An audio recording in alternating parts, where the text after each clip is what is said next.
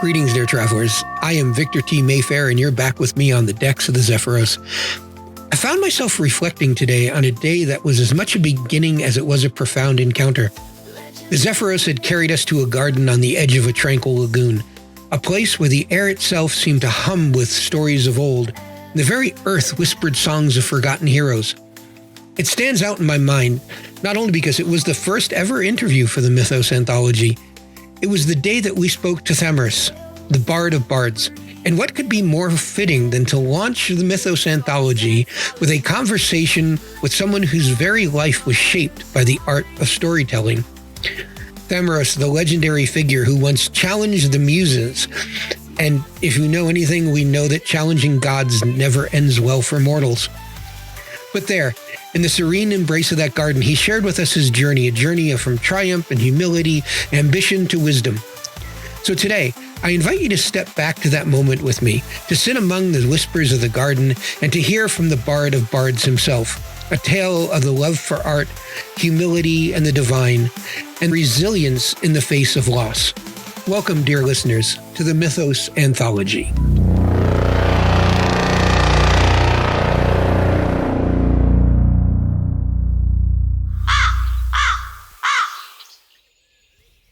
I can't think of anyone better to be our first guest than the person standing in front of me right now.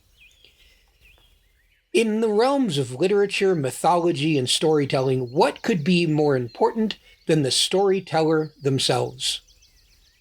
This person is not just any bard. He embodies the spirit of the art itself, bringing ancient myths and timeless tales to life, both as the storyteller and as part of the story.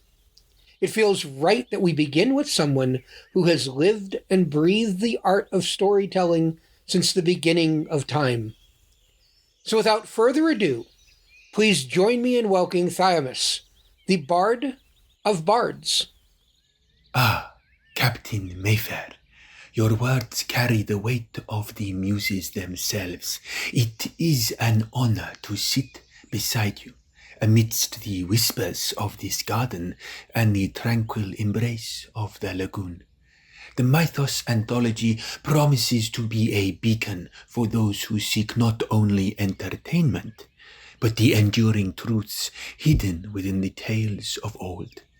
Storytelling, you see, is the loom upon which the fabric of humanity is woven. Each thread, whether spun by Homer on the plains of Troy, Shakespeare in the glow of Elizabethan England, or modern visionaries such as yourself, adds texture and depth to the great tapestry of shared experience. Today, we embark on a journey together, navigating the labyrinths of myths, legends, and fables that have shaped the human spirit. As I stand at the crossroads of time and memory, I am eager to lend my voice to this grand endeavor. Let us dive deep, for the waters of myth are vast, and their depths contain treasures untold. Thank you. I am humbled by your desire to be part of our anthology.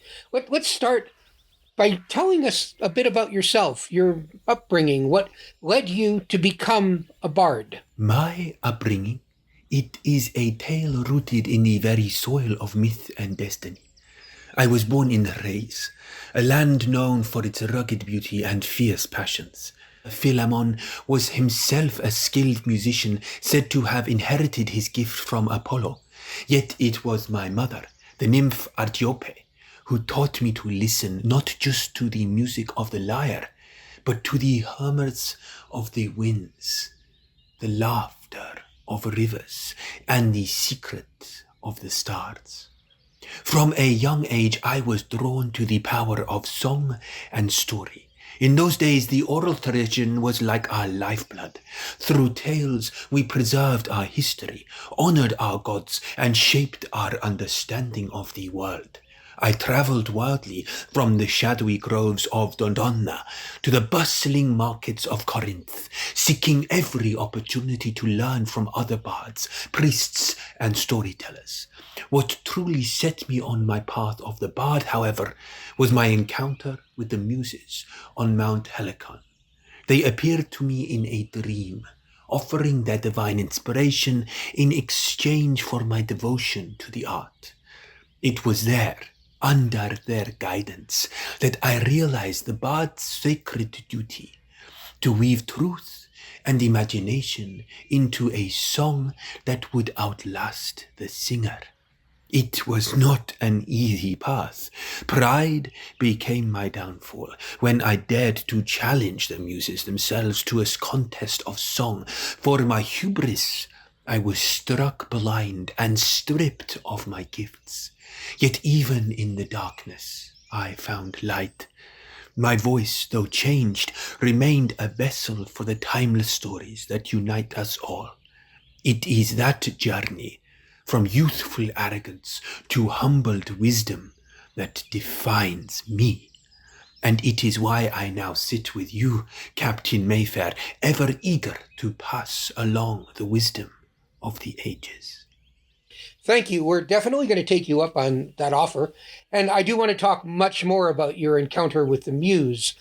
But for now, let's digress just a little bit. What was life like in Thrace when you were growing up? And how did it influence your music and your storytelling?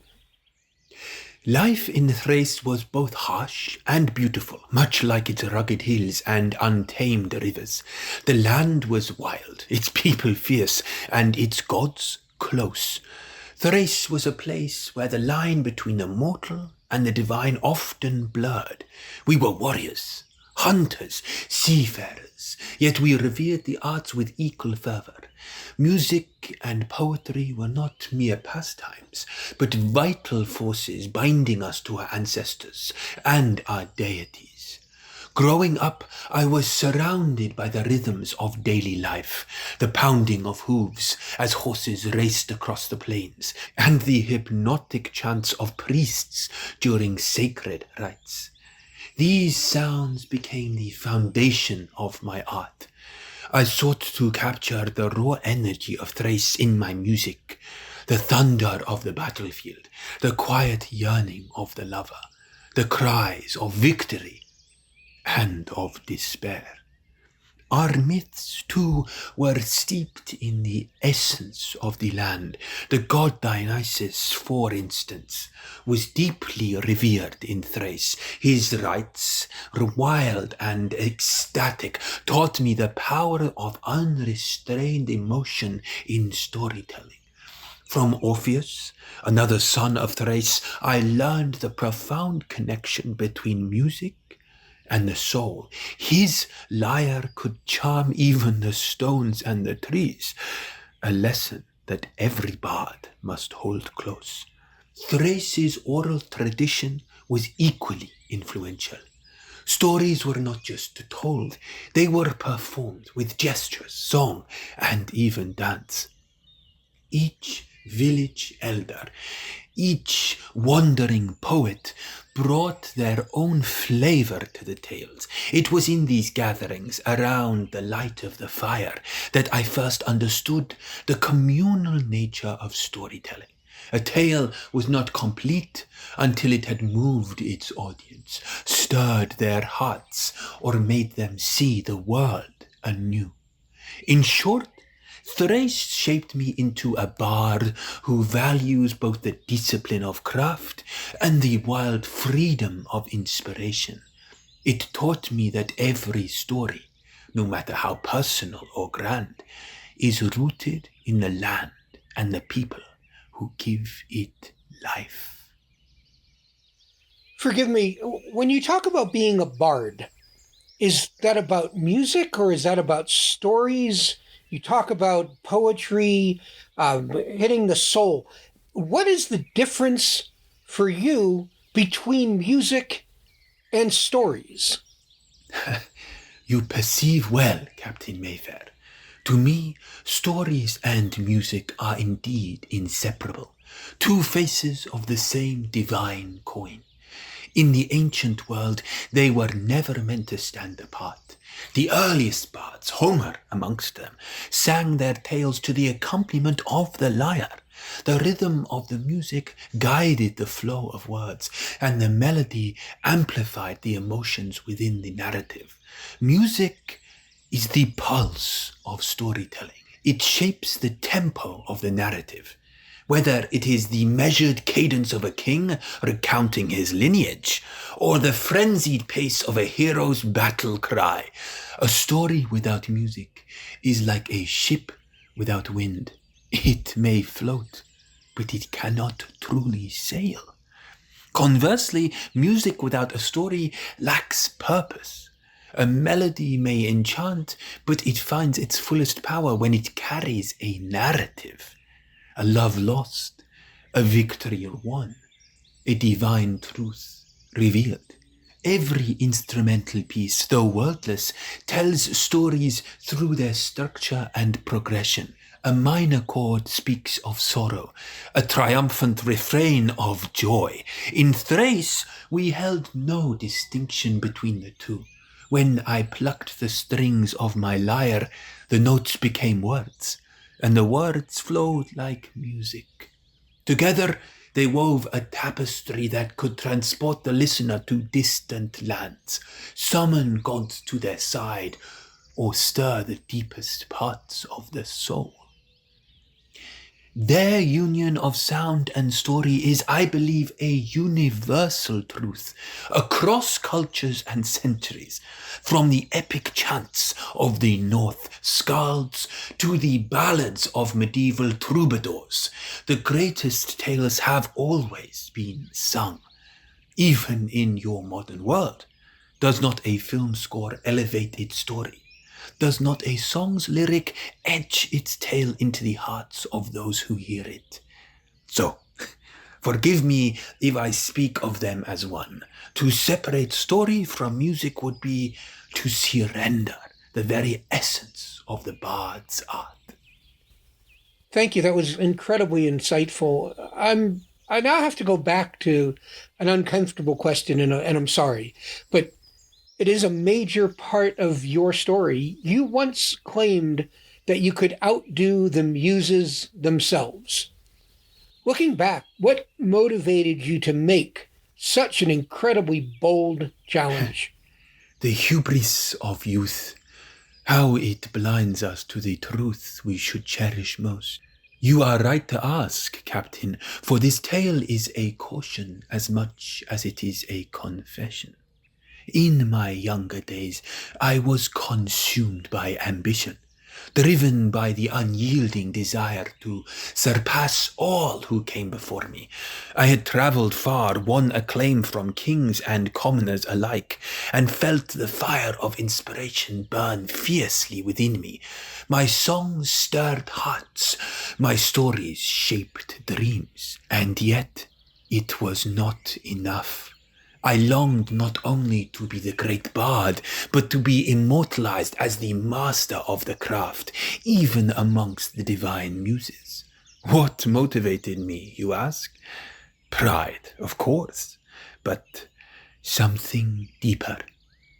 A yearning to prove that mortals, though fleeting in their time, could rival the eternal.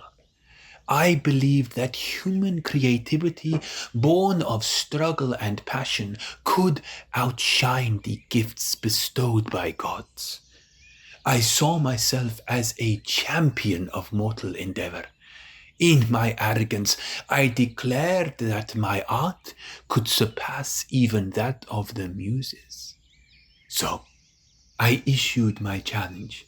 Standing beneath the shadow of Mount Helicon, I dared the Nine Sisters to a contest of song. The heavens seemed to hold their breath as I sang, pouring out every ounce of my talent and soul into the performance. For a moment, I believed I had triumphed.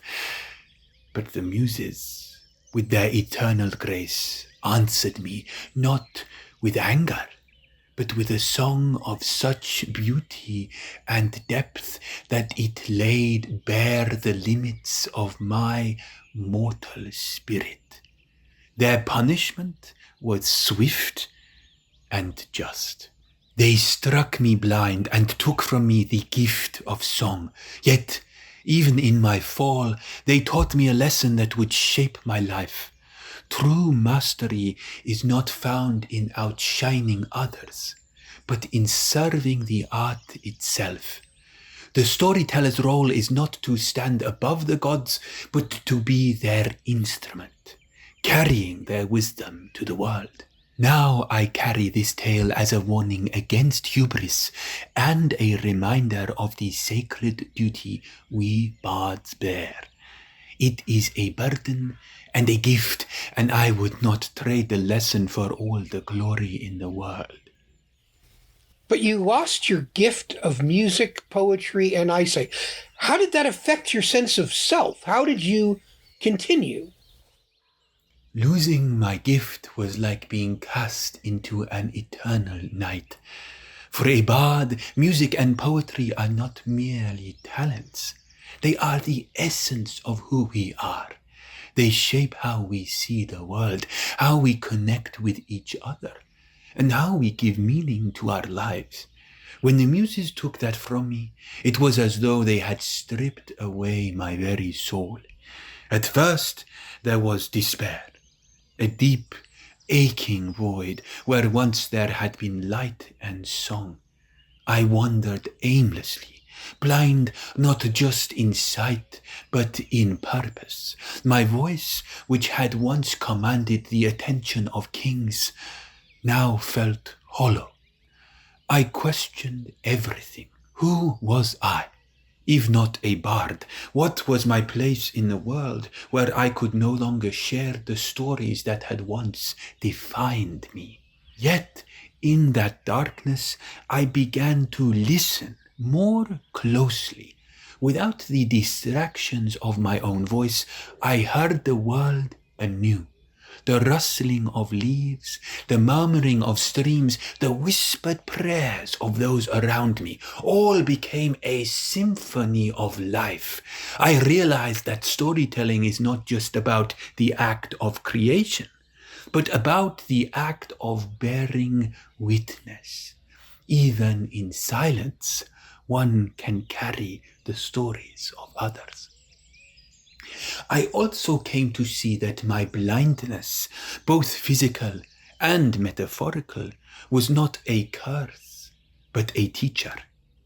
It forced me to rely on my memory, to refine my understanding of the tales I had gathered over the years. In retelling these stories, I found a new kind of music, one that resonated not in sound, but in the hearts of those who listened.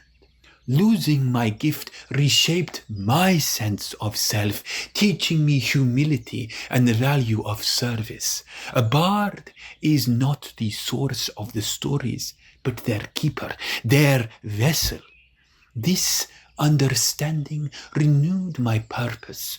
Though I could no longer sing as before, I could still inspire, still guide others along the path of myth and meaning.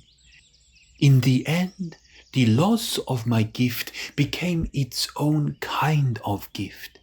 It allowed me to grow beyond the confines of my own pride and to embrace the true role of the bard, to serve the story, not the self. If you could go back and speak to your younger self, what advice would you have given you? If only the threads of fate allowed such counsel. Were I to stand before my younger self, brimming with ambition and pride, I would speak thus. Thamyris, you walk a path both noble and perilous. Remember this. A bard's power lies not in personal glory, but in the service to others.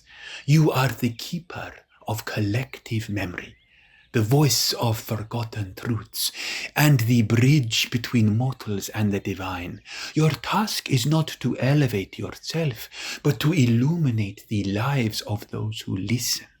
The role of bards, poets, and storytellers in human history is sacred and enduring.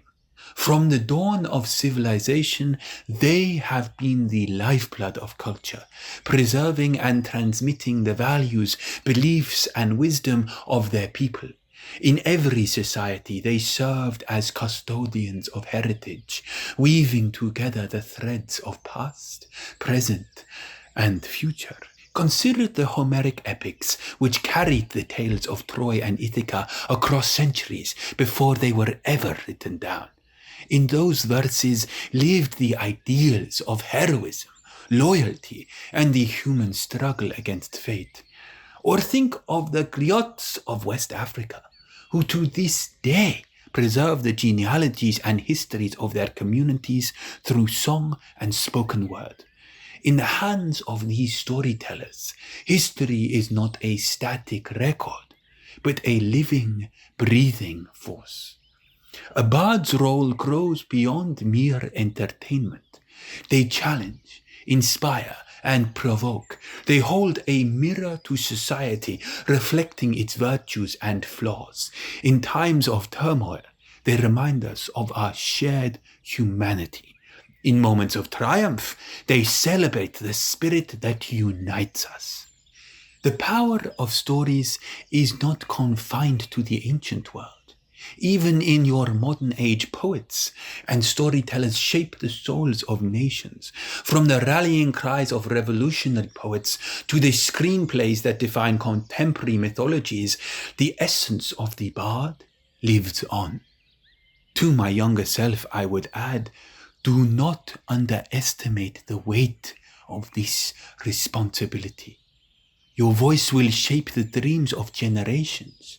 For words have the power to build and to destroy. Use them wisely. Be a servant to the truth and a guardian to hope. Let your art uplift even as it reveals the complexities of life. Above all, remember that the stories you tell are not yours alone. They belong to all who hear them and to those yet unborn.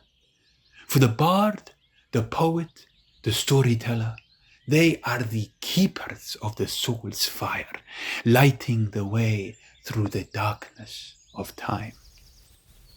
I think that is incredibly important advice to every storyteller.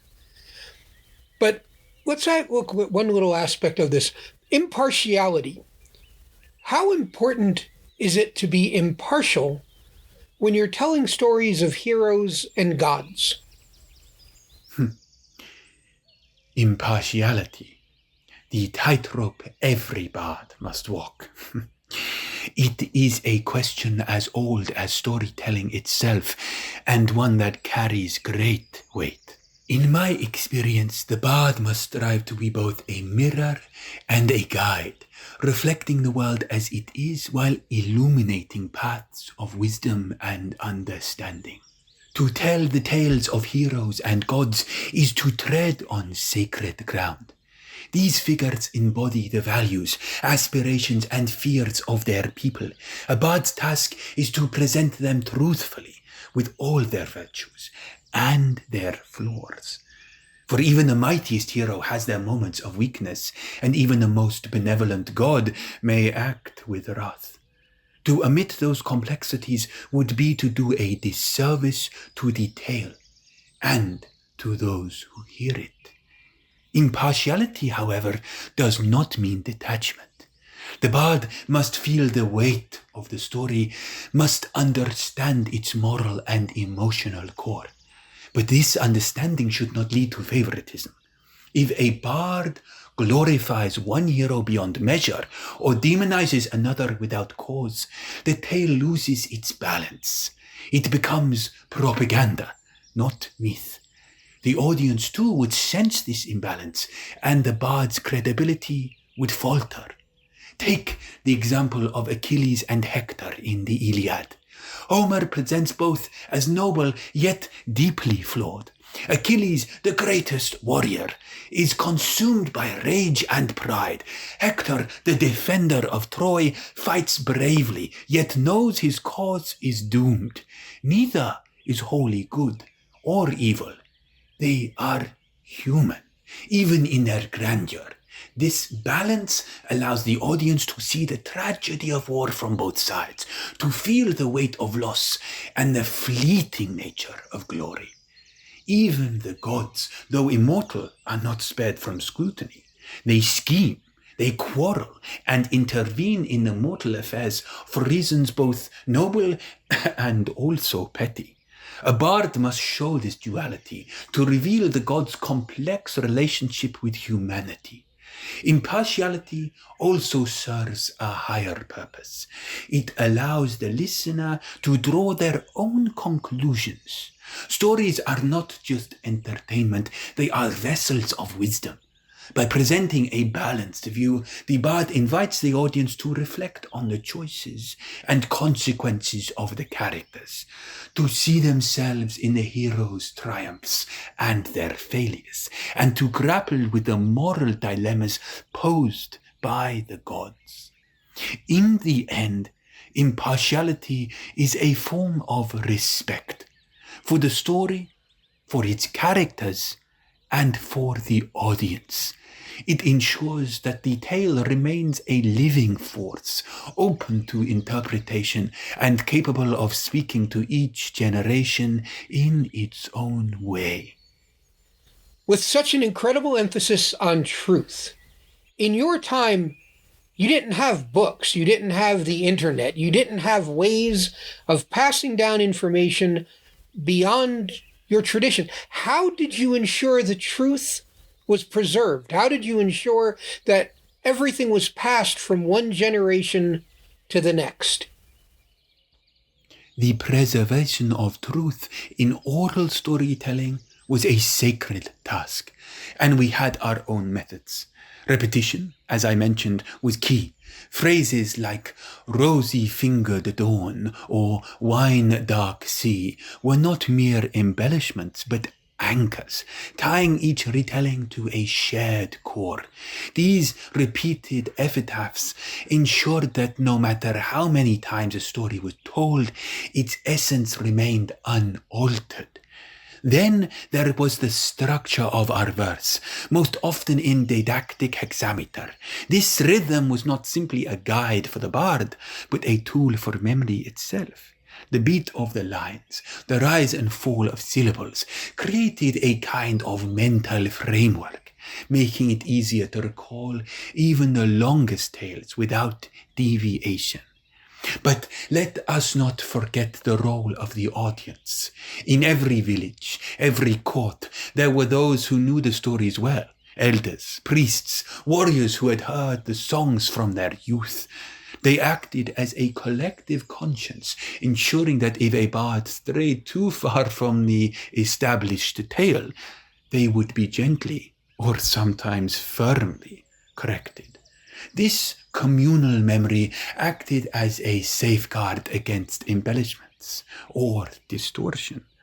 Adaptation, however, was not a betrayal, but a necessity. A bard would tailor the details of a story to suit the moment, to draw out lessons that resonated with the specific needs of the listeners. Yet even in these adaptations, the core truths, the divine will of gods, the heroic struggle, the moral lessons, they remained untouched. It was a delicate balance between preservation and relevance. Lastly, there was a deep reverence for the divine origin of many stories. To alter them carelessly was to risk the wrath of the gods. A bard understood that their role was not to own the story, but to serve it, to ensure it remained a vessel of truth and wisdom for generations to come. Thus, the truth was safeguarded not through rigid adherence to every detail, but to a shared commitment between bard, community, and tradition to preserve the heart of the tale. Why do you think human beings are so deeply drawn to these kind of stories? Captain Mayfair, the allure of stories lies in their power to reflect and shape the human soul. From the dawn of time, people have sought meaning in a world often filled with chaos and uncertainty. Stories offer that meaning. They give form to the fullness, turning fleeting moments into eternal truths. First, stories help us understand ourselves.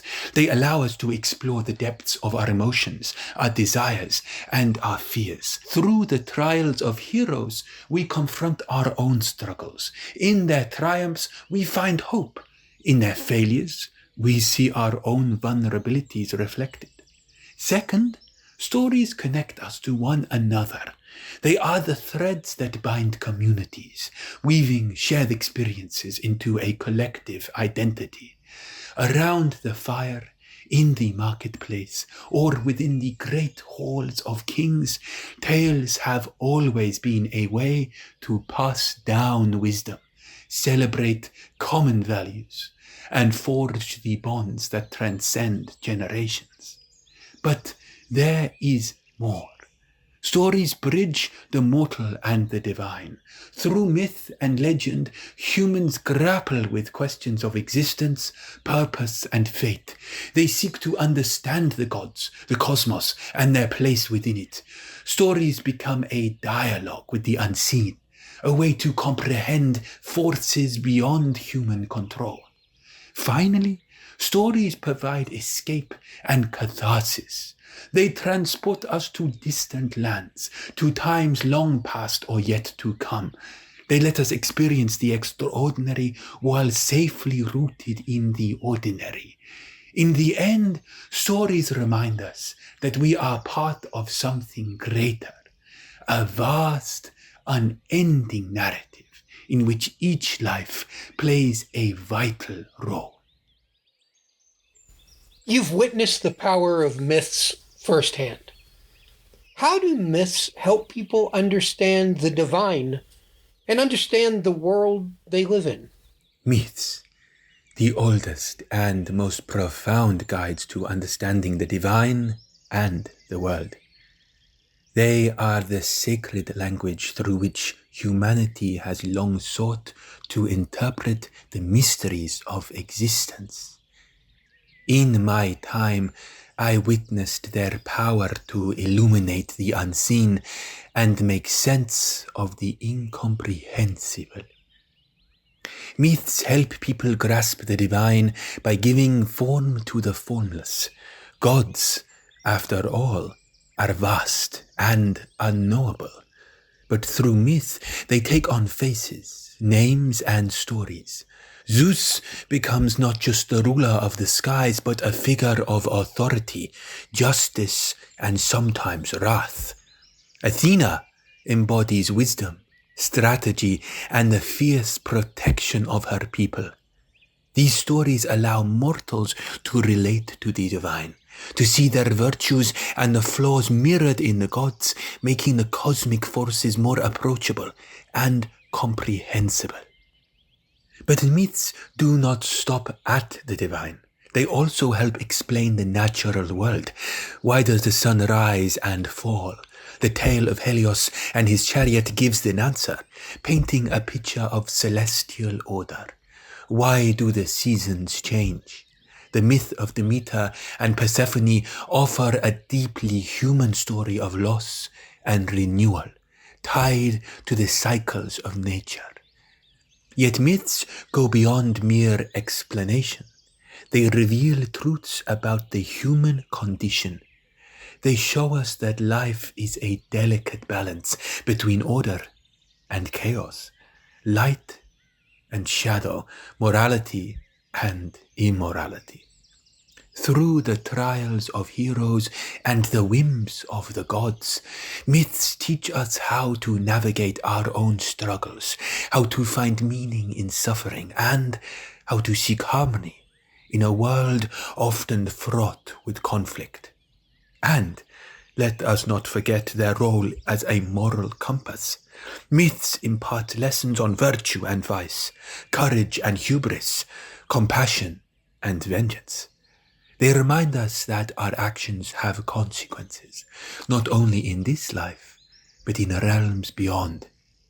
In short, myths are both a mirror and a map. They reflect our deepest fears and desires whilst guiding us forward to a greater understanding of the cosmos and our place within it. Through them, mortals and immortals alike share a dialogue, a timeless exchange of wisdom that spans the ages. Some people see mythology as purely fictional. You yourself are a character from mythology. But do you think there is any real truths hidden within these tales? Captain Mayfair, you touch upon a profound question. To the untrained eye, mythology may seem mere fiction, a collection of fanciful tales spun into the imagination. Yet, those who listen with care find that myths carry truths deeper than the surface of the stories themselves. Consider this. Myths do not strive for factual accuracy, but they convey truths about the human experience, the nature of the world, and the divine forces that shape existence. They are not history in the sense of dates and events, but history in another kind, the history of the soul, the psyche, and the enduring question of life. Take, for example, the myth of Icarus. On the surface, it is a tale of a boy who flies too close to the sun and falls. But beneath this, it speaks of ambition and the delicate balance between aspiration and hubris. It warns of the dangers of overreaching, a truth that resonates across ages, from the fall of the greatest empires to the personal struggles any individual who dares to defy limits. Or think of the myth of Persephone and Demeter. While it explains the changing of the seasons, it also delves into themes of loss and grief and renewal. It tells of a mother's love and the cyclical nature of life and death, truths that every human in every era must confront. Even the most fantastical elements, the gods, the monsters, the epic quests, these serve a purpose. They eternalize the internal struggles of the human condition.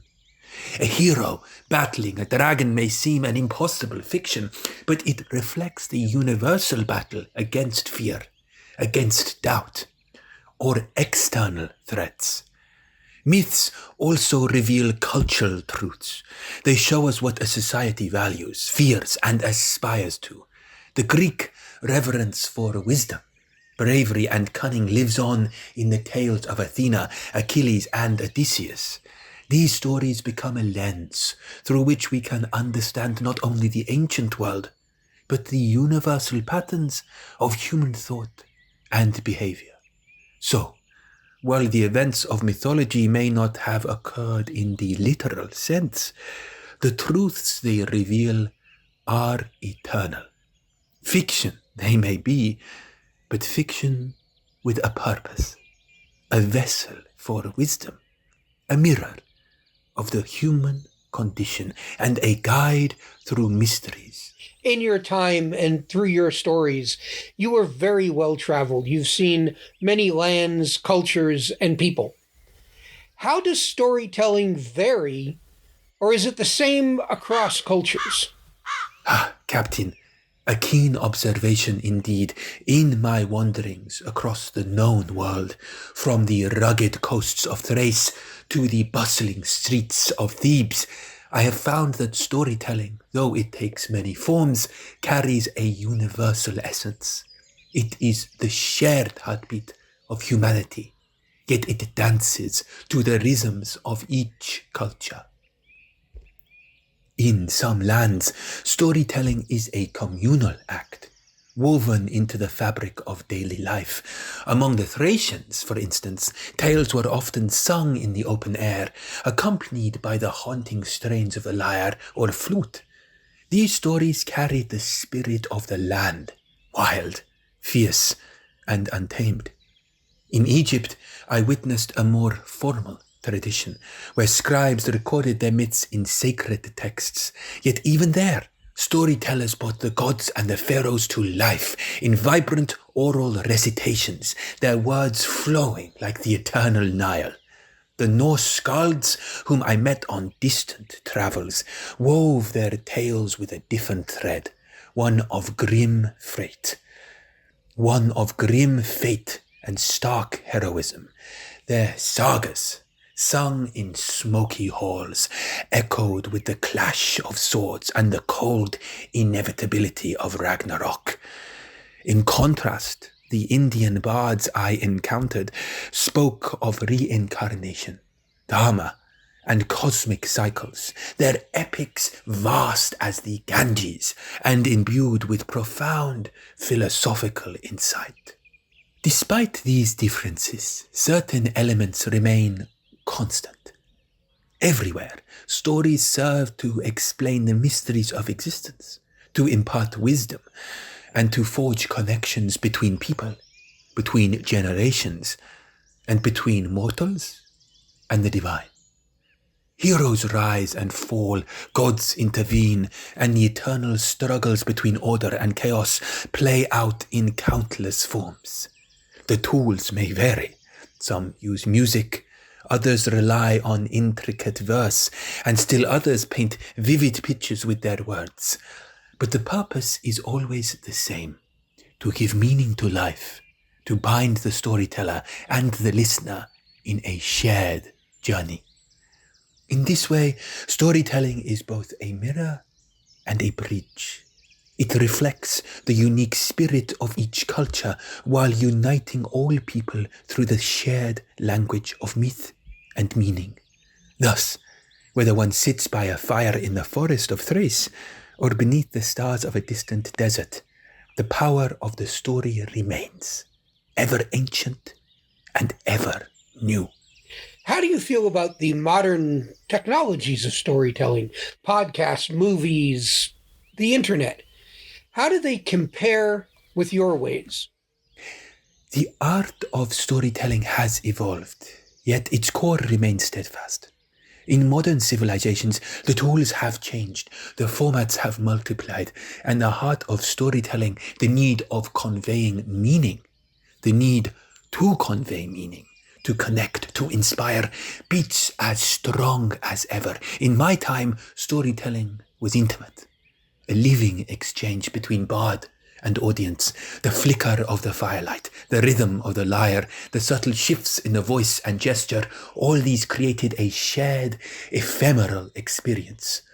Each performance was unique, shaped by the moments and listeners present.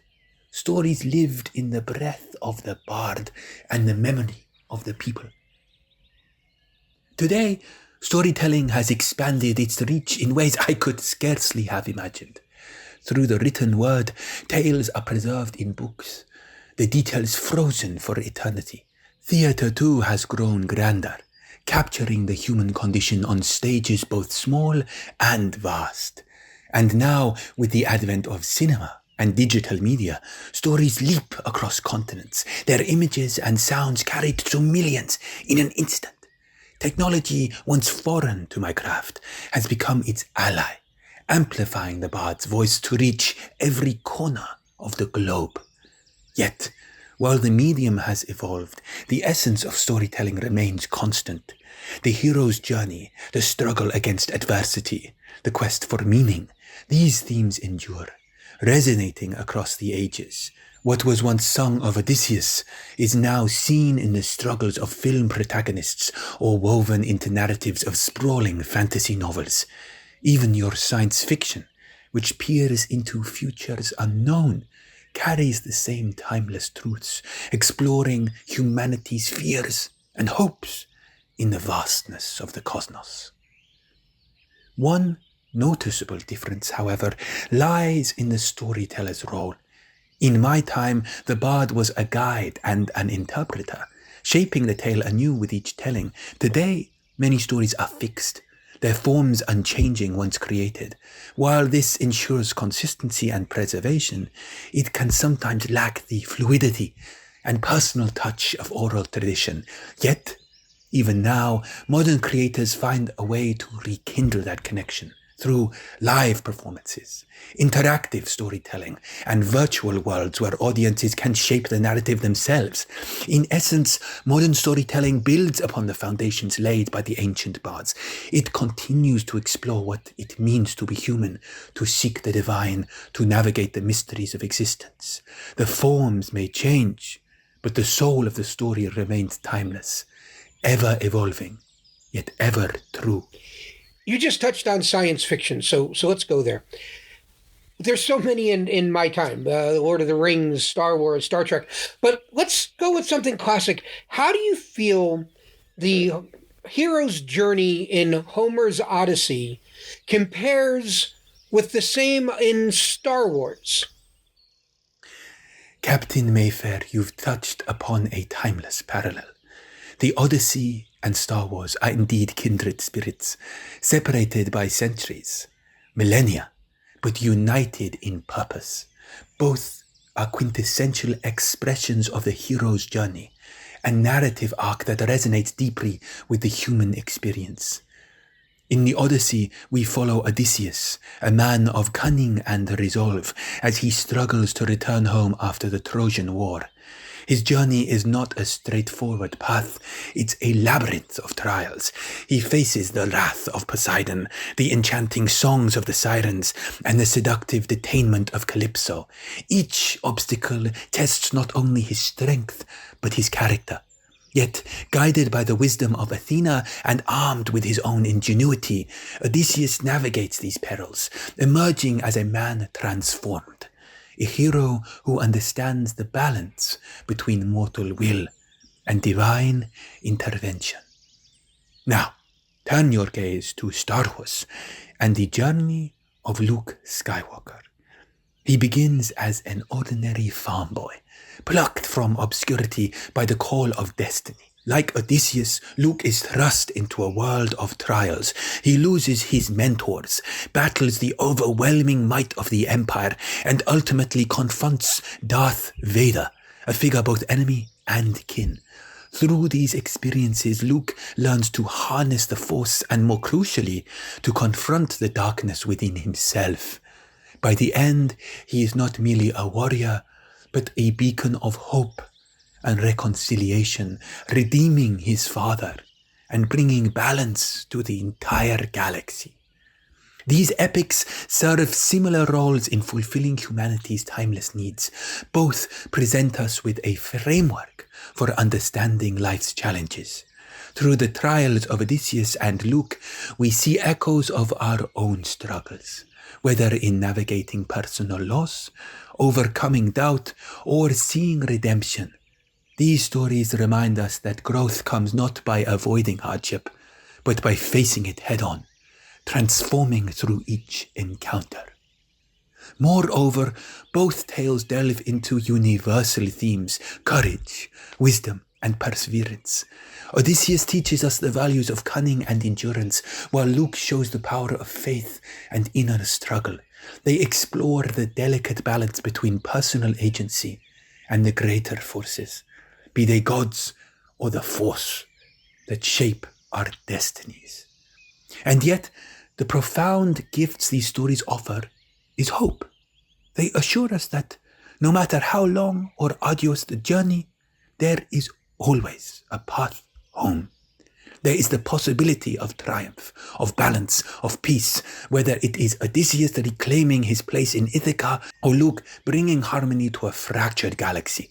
These heroes remind us that heroism lies not only in grand deeds, but in the quiet, relentless pursuit of truth, purpose, and transformation. In the end, the Odyssey and Star Wars are both two verses of the same eternal song, guiding us through the trials of existence and inspiring us to rise again and again to meet our destiny. Do you think that these modern epics can stand the test of time as the classic mythologies have? Or has the human experience changed so much that these stories are now just going to be a footnote in history? A thought-provoking inquiry indeed. I believe modern epics, much like the classics of old, possess the potential to endure across the ages. The human experience, though shaped by the tools and trappings of its era, remain rooted in the same fundamental struggles, aspirations, and questions that have always defined us. Consider this. The ancient myths were born in specific cultural contexts, yet their themes proved universal. The Iliad may have emerged from the fires of the Trojan War, but its exploration of honor, wrath, and morality resonates far beyond its time and place. Likewise, the Mahabharata, or the Epic of Gilgamesh, speaks to truths that transcend the sands of Mesopotamia or the plains of India. Modern epics, be they Star Wars, Lord of the Rings, or even the sprawling narratives of superhero films, tap into these same eternal themes. They grapple with the battle between good and evil, the burden of destiny, the cost of sacrifice, and the pursuit of justice or redemption.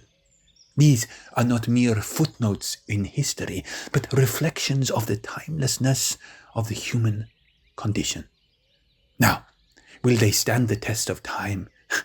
Much depends on their ability to adapt, to be reinterpreted and reimagined by future generations. Homer's works endured not because they were great stories, but because they were carried forward, re-examined, and retold by countless voices across the centuries.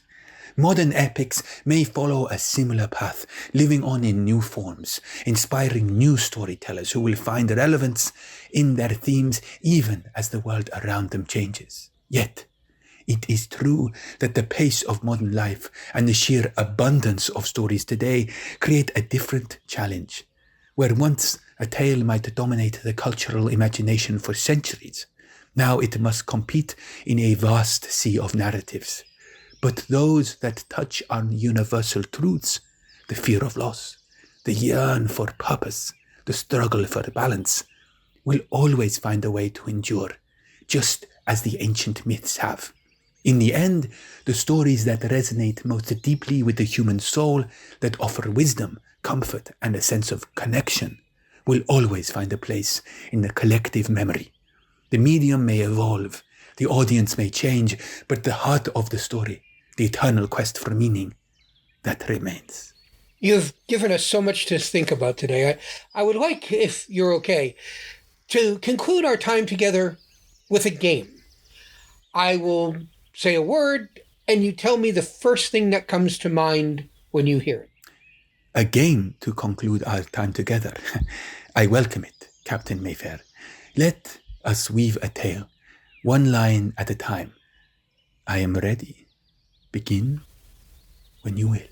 I believe that every story, no matter how humble or grand, holds a spark of truth waiting to be discovered. I fear that the lessons of the past may fade, lost beneath the noise of a world moving too swiftly to listen. I know that stories have the power to heal wounds that time alone cannot mend. I desire to see a world where every voice, no matter how small, finds its place in the grand tapestry of human experience.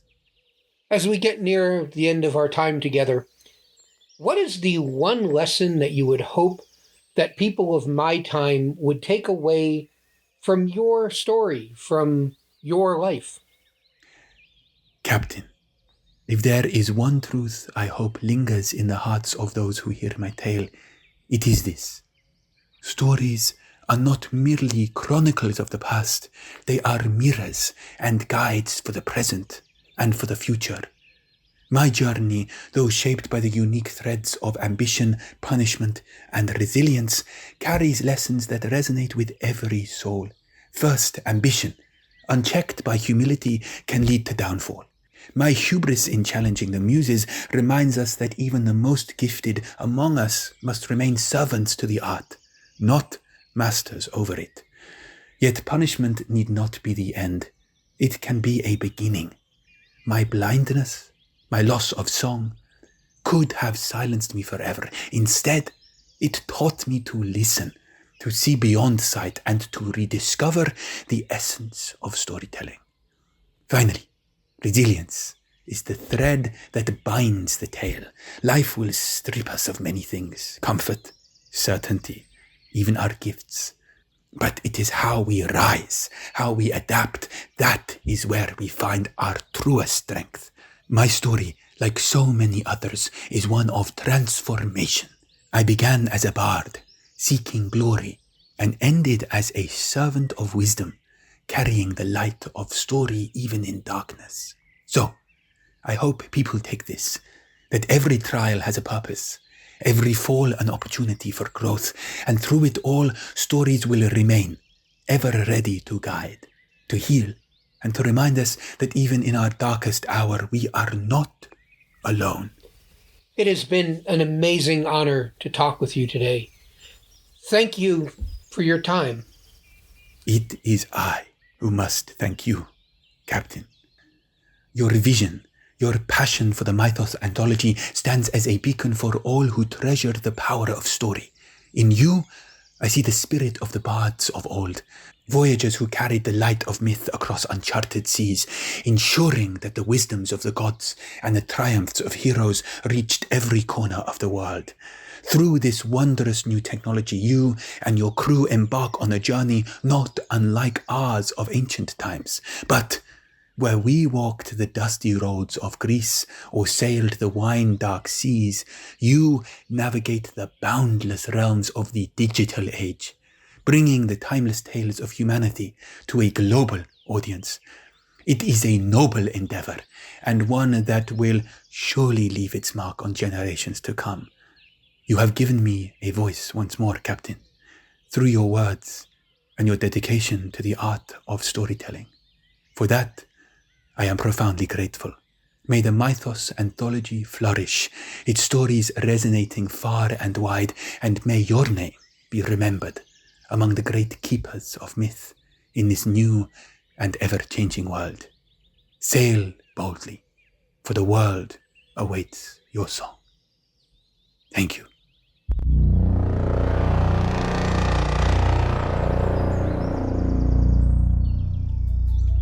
Thank you for being part of Mythos Anthology. We delve into the myths and legends of the past with the understanding that truth is often elusive and stories evolve over time.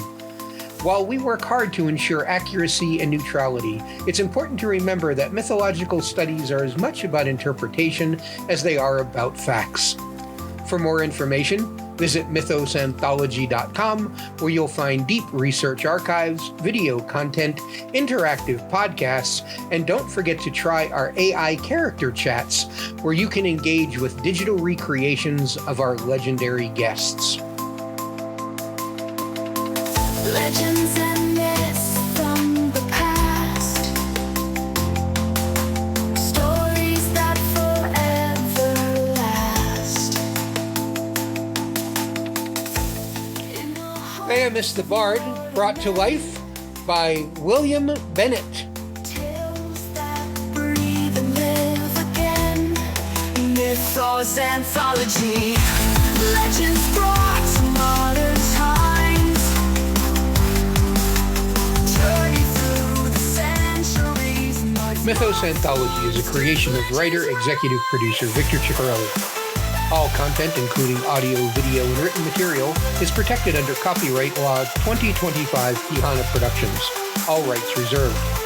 Any unauthorized reproduction, distribution, or use of this material is strictly prohibited. This episode includes material generated with the assistance of ChatGPT, an AI development of OpenAI used under license. All content has been reviewed and edited by the Mythos Anthology team to ensure accuracy and consistency. For more information, visit mythosanthology.com.